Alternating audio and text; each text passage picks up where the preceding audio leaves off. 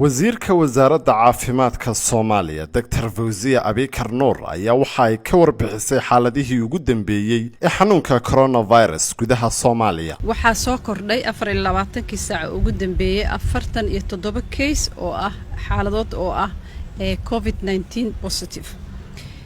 47daas qof 42 kamid ah waa rag, 5 waa dumar. meelaha ay kala joogaan Puntland waxaa laga helay 19, Banaadir waxaa laga helay 13, Somaliland waxaa laga helay 8, Koonfur Galbeedna waxaa laga helay 7.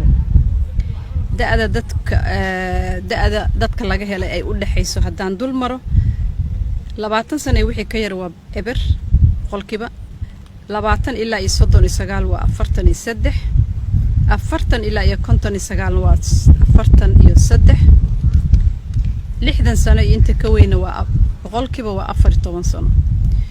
tirada guud ee dadka laga helay wadanka waxay gaaraysaa 1502.